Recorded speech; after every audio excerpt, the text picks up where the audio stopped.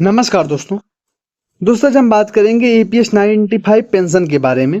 Pension को लेकर EPFO और सरकार को 4 सुझाव जो हैं वो पेंशन योग्य वेतन सीमा में संशोधन से बढ़ेगा पैसा। अब कैसे बढ़ेगा दोस्तों, इसमें क्या सुझाव हैं आगे वीडियो में हम बात करेंगे। ईपीएस 95 पेंशन विवाद जारी है। पेंशन ने सरकार को 4 सुझाव दिए हैं। पेंशन योग्य वेतन सीमा का संशोधन, न्यूनतम पेंशन में सुधार का, फंड का एक्चुअली मूल्यांकन और एपीएस फंड का अधिक रिटर्न देने वाले संसाधनों में निवेश। इससे पेंशन भोगियों की आर्थिक स्थिति में सुधार हो सकता है।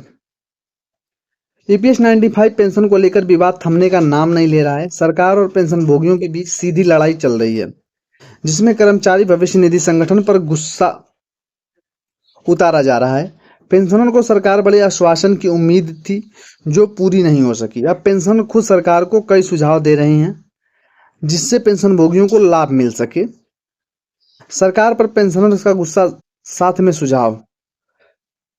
पेंशनर्स आंदोलन से जुड़े एक पेंशनर ने सोशल मीडिया पर पोस्ट के माध्यम से कुछ सुझाव दिया। उन्होंने लिखा कि मेरे हिसाब से ईपीएस 95 पेंशनर के लिए सरकार को ठोस पहल करनी चाहिए। उन्होंने 4 बिंदुओं में यह बताया कि कैसे पेंशन भोगियों का भला हो सकता है। पहला जो है पेंशन योग्य वेतन सीमा का संशोधन। सरकार पिछले संशोधन यानी 1 सितंबर 2014 को मुद्रास्फीति और वेतन वृद्धि को ध्यान में रखते हुए पेंशन योग्य वेतन सीमा को संशोधित करना चाहिए। इससे पेंशन राशि में वृद्धि हो सकती है और पेंशन भोगियों को अधिक लाभ मिल सकता है। न्यूनतम पेंशन का संशोधन, कल्याणकारी उपयोग के रूप में बजटीय सहायता के साथ बुजुर्ग पेंशन भोगियों को कुछ राहत देने के लिए न्यूनतम पेंशन को संशोधित किया जाना चाहिए। इससे इन्हें बेहतर जीवन यापन का मौका मिल सकेगा। फंड का एक्चुअल मूल्यांकन, नवीनतम स्थिति का पता लगाने के लिए फंड का एक्चुअल मूल्यांकन किया जाना चाहिए, जिससे पेंशन फंड की वर्तमान स्थिति स्पष्ट हो सके और आवश्यक सुधार किया जा सके। ईपीएस फंड का निवेश, ईपीएस फंड को अधिक से रिटर्न देने वाले संसाधनों में निवेश किया जाना चाहिए। इससे शुरुआती सेवानिवृत्त लोगों की मृत्यु के कारण सरकार का सब्सिडी बोझ धीरे धीरे कम हो जाएगा और फंड की स्थिति मजबूत होगी। पेंशनर्स की मांग, पेंशनर्स की ये मांग सरकार और ईपीएफओ के लिए एक चुनौती बन गई है।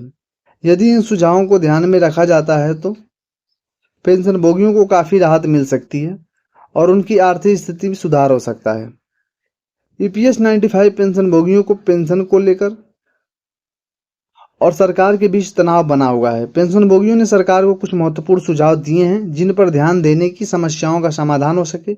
अब देखना है कि सरकार ईपीएफओ के इन सुझावों पर क्या कदम उठाती है और पेंशन भोगियों की समस्याओं को कैसे समाधान करती है। फिलहाल दोस्तों ये मैंने जो चौकड़ी बातें थी आप लोगों के सामने रखी। अब इसमें क्या कुछ नया निकल कर आता है दोस्तों, हमारी जो है कोई भी नया नोटिफिकेशन आएगा तो सबसे पहले वीडियो आप लोगों को मिलेगी। इसलिए दोस्तों हमारी पैनी नज़र बनी रहती है। तो फिलहाल दोस्तों अगर इसमें कहीं कुछ आप लोगों को अटपट लगा हो तो आप कमेंट करके अपना जो है सहयोग कर सकते हैं। जिस प्रकार से आप कमेंट करोगे, जितना ही बेहतरीन आपका होगा उतना ही दोस्तों सटीक से मैं आप लोगों का नाम डाल करके और इस जो वीडियो को है रिमोट करूँगा। फिलहाल दोस्तों चलिए मिलते हैं नए वीडियो में, तब तक के लिए थैंक यू।